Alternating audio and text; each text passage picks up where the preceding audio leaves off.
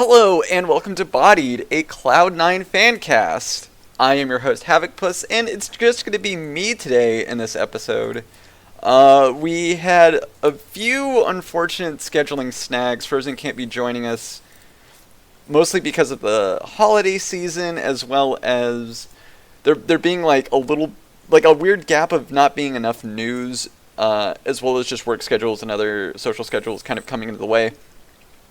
So it'll just be me. This will probably be just a short episode, kind of running down some things that happened recently, as well, if you stay tuned to the very end, a special announcement. So let's get started with some teeny tiny type news bits. Snuts, one of our World of Warcraft players, won the 1v1 Classic Duelers League Championship. It was kind of one of those small events. They they do like 1v1s. I didn't personally get to watch it, but it was super duper cool that he won. It's nice that even in the WoW off season, our WoW players are kind of doing stuff. For those that don't know, our WoW team did around, I think, December-ish. They did win the WoW Arena 3v3 championship, which is a big deal. They basically won the world championship of WoW. So that was super cool to see. And it's good to see that they're still active. Corin, one of our TFT players, got first place in a TFT event, which is also super cool. I know TFT is not the biggest of esports, especially since I think people are still trying to figure out like how to do events, how to get everything set up to where they can kind of have more of a competitive scene. Right now, it's mostly, I think, been just little teeny tiny online tournaments, and that's been kind of it. But it's super cool that he won, and I'm really curious to see, if we'll have more events in the future, if we'll have more bigger events. Because if we have bigger events, then that means that we can, see our players and actually see some really cool stuff. But moving on, our Rainbow Six team is still alive and well. They're currently playing in the APAC Korea group stage. I think it's the regular season for Rainbow Six, at least in Korea, I think. Currently they are 1-1-2, so that's 1 win, 1 loss, and 2 draws. So, doing alright so far. They did fail, I believe they failed to qualify for some special event. I think it might have been the APAC, like, all-around event. The one where it takes, teams from different regions and then they play against each other. I think they failed to qualify for that. But they are still playing, and we still do have them. It will be interesting to see how long actually we keep them. It being a Korean team, they play at really weird times. They'll play at like 3 in the morning or something. So it'll be really difficult to really catch them play, and then when they do, it's a thing of I don't know how good they are versus other competition. I think they're all right in Korea, but outside of Korea, I think they really struggle with other competition. So it'll be interesting to see how Rainbow Six continues for us, if we're going to keep on with this path of having this Korean team, or if we go to a different region or what. But, at least they're doing stuff, which is great. And I guess moving on to the first big news segment of the episode, Cloud9 CSGO announced their new roster. Everyone kind of was expecting this.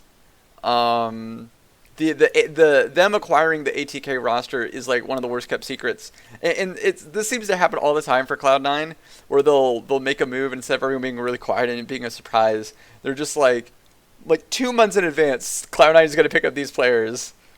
And then, 2 months later, the official press release will come out that, hey, Cloud9 is signing these players. And it's just why keep it a secret? I guess I understand that you have to have like you have to have like league approval, I guess, but it seems just kind of silly to I guess keep it such a big secret for such a long amount of time, and it just feels really silly. But we did acquire the ATK roster. The players are JT, MOTM. I'm not sure if it's a Modem. I always just say Modem. Sonic, OC, and Floppy with head coach TC. Our previous coach Jason IRL did end up stepping down from coaching. He wanted to get out of esports, looks like altogether, maybe just focus on his life and focus on himself. It sucks that he couldn't really work out as a coach fully, but it's good that he at least tried. It seems like reading his Twitlonger statement that he didn't have any, there was no bad blood between him and Cloud9, and it was just, it didn't work out. I wanted to move on to other things, and that's just kind of how it ended up being. It's super unfortunate, like I said, but the team ended up having a really exciting premiere weekend. They ended up playing not only in the IAM Katowice qualifier, but the DreamHack Leipzig qualifier, and they won both of them. It was a closed NA qualifier. We saw some teams like MIBR and Complexity, Genji, which everyone is kind of aware features 3 of our old members. It features Automatic, Daps, and Kusta, and that was kind of from our last roster of many iterations of rosters. And Genji was there, but Genji lost out on both of them. Like, they kind of got to the losers bracket, and then they bowed out in them. And I thought that was actually kind of interesting, just because you have someone at least like Automatic who's really good, and I think that Genji has maybe like 1 or 2 other players that are of high renown. So it's really interesting that our old team members couldn't really get up off the ground and play. But our new team is great, actually. Them winning these 2 qualifiers just one after the other is a really good surge just in, I think, overall morale, but also if you look at how they play, they have a synergy, they have chemistry. It's not like our previous several iterations of rosters where it's just we got 5 people based on the contract buyouts and the amount of that we can afford contract wise, or we asked Automatic and whoever our coach was or whatever to just say like, okay, pick like 3 or 4 players that you think you could work well with, and then they kind of just give a list, and then they go through the list until they can get anybody to play. And then, it becomes a thing of like, well, oh, gee, this roster didn't work out. How come? And, it's because they have no chemistry together as players. And then, they're only together for 6 months, and then you have to get new players. So that was a whole nightmare for a while, And you can't blame Automatic for leaving. I mean, I would have done the same probably. But, this team is a group of 5 that has been playing for a while. They have chemistry, they have synergy, and it is so great to just see a Cloud9 CSGO team play together and to fire on all cylinders. And watching them, it felt really good to actually just get excited for Cloud9 CSGO again. I don't know how long it has been since I was actively excited for CSGO. I think it might have been when Flusha and Kiyashima were on the team. When it was that group of people, along with Automatic and I think a couple other, I can't remember who the other 2 were, but that was like the last time I was actually kind of excited for CSGO. After that, there was just this dead period of like, well, we're playing, but do we really care? Because they're just going to lose, or they're not going to get to some event, or they're just going to look foolish. And this is the first time where it's just like, it's a breath of fresh air, it's a clean slate, and it feels so good to just win again. And I'm just so excited for this roster, and I'm so excited for these players. I hope these guys stick around for a while, and I hope they really grow as a team. definitely look up when the events are. I believe, at least for DreamHack Leipzig, the event starts Friday, January 24th, and ends on the 26th. As for I Am Katowice, let's see. I should have had this pulled up. That starts February 28th. So definitely mark those on your calendars. Definitely watch and tune into those events because Cloud9 CSGO is back, and hopefully they will not be leaving for a while. But moving on, we have some Overwatch stuff. Recently, the Spitfire had announced that they would retire the jersey numbers from the championship roster. Robin had a little video where he was kind of just talking about the hows and whys of why they're retiring these jersey numbers, and it's this roster did something special and unforgettable. I was about to say unforgivable, but I think that's a really cool gesture. I think it definitely pays homage to a roster that gave us not only our first championship, but the Overwatch League's first championship, as well as I think it cements what was, what could have been, but sadly what wasn't. Retiring those numbers, I think, is closing one chapter and starting another. I think it's right, and I think it's good to have someone just put on a jersey and say, "Don't worry, you're not trying to be the next Birdring, or the next Gesture, or the next Bedosian. Be just you. Be Shui, be Glister, be JMac.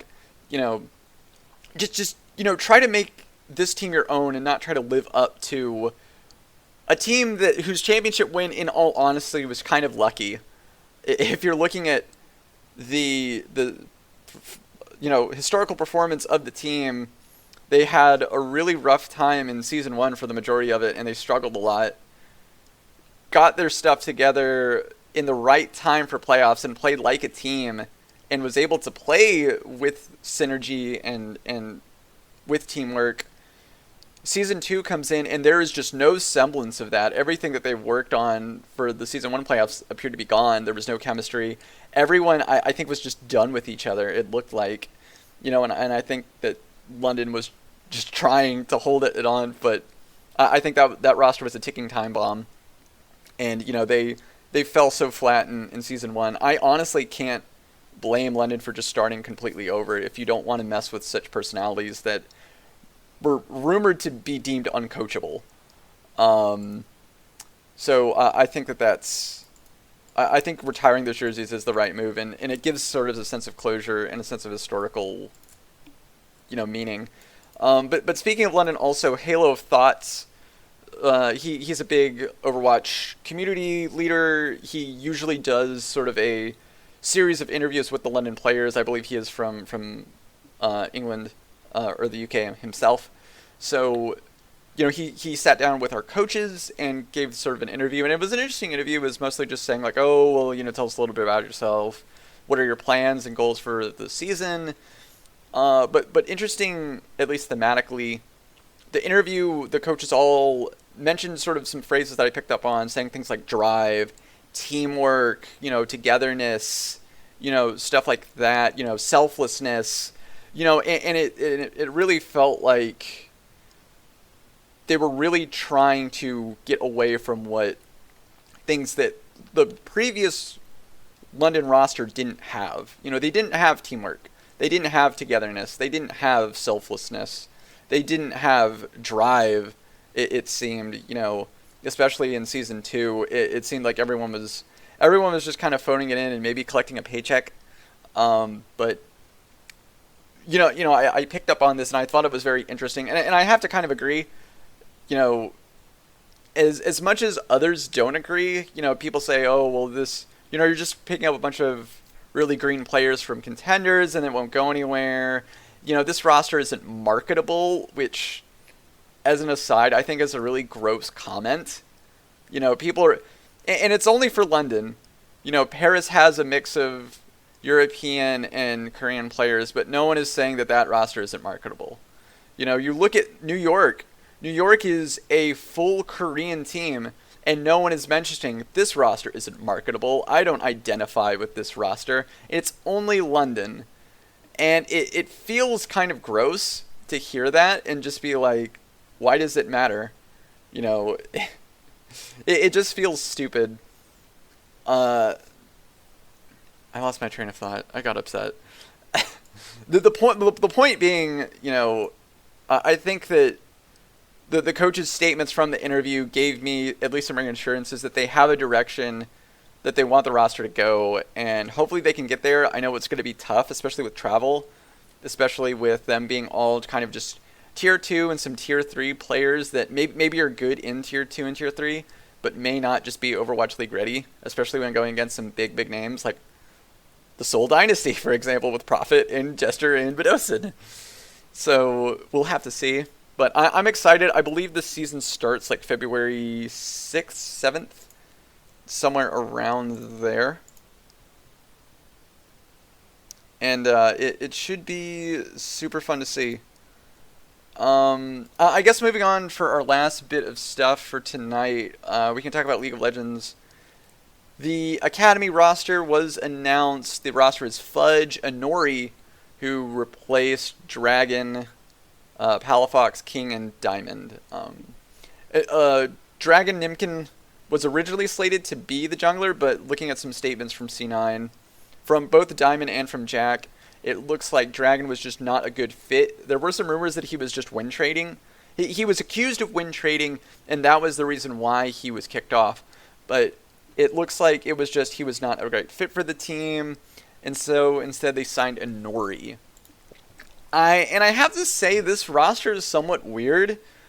A lot of the moves that teams have been making for Academy and for LCS have been very confusing. It looks like, you know, the teams...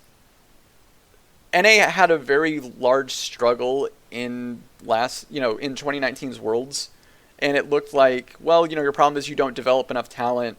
You know, you have a lot of homegrown players, but you're just not tapping into that, and you need to really work on developing more talent.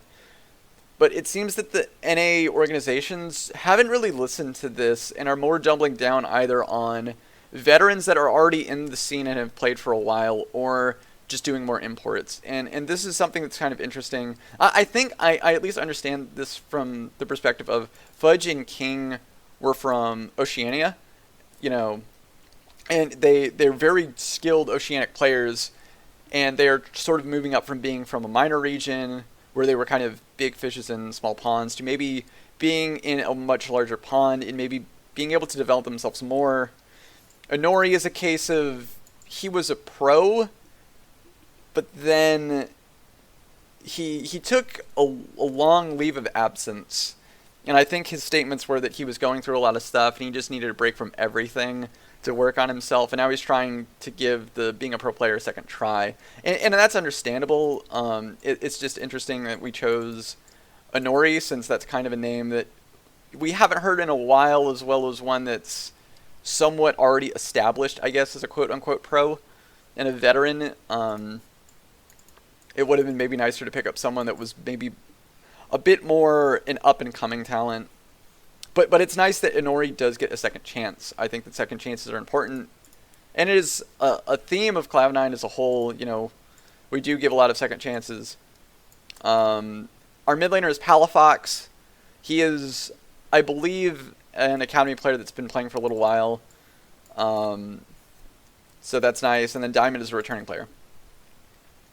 I think this roster could do good, though it does seem a bit unfair, I guess, since you're taking players that have been playing for a while already and just sticking them on a team rather than finding true, like outside of Diamond's a returning player, and maybe Palafox.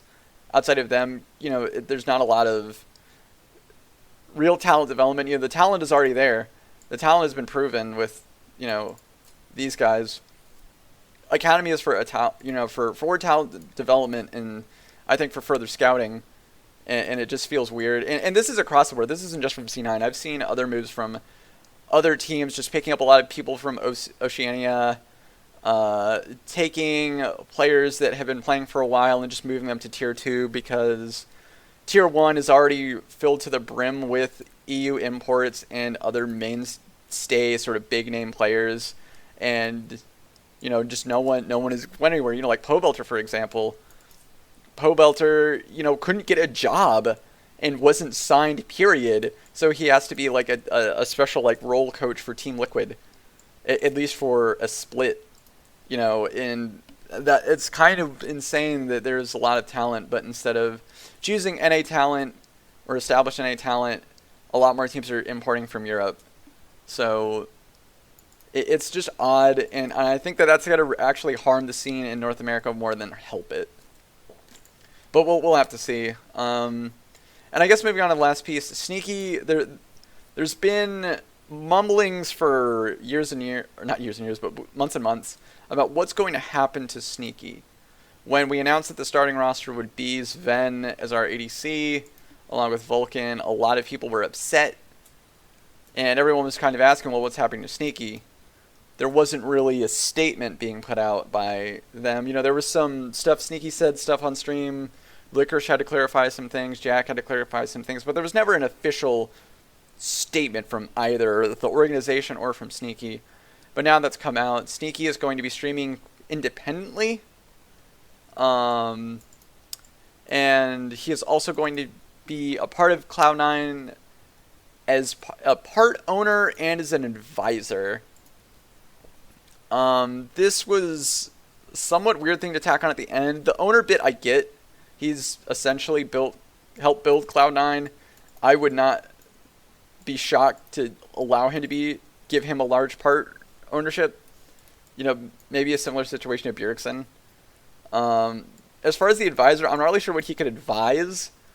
Maybe it's a thing of helping build future rosters. Maybe it's a thing of organizing events that he can take part in. I feel like that's just sort of them throwing him a bone. But my personal feelings on it is that Sneaky, the situation is weird. I think that Sneaky kind of did it to himself, and this was something that was going to happen sooner or later. I think that Sneaky has been playing for a while, and I think that his approach to the game is a certain way, and that I think after a while as a new player it becomes harder and harder to improve and change things like bad habits and play styles.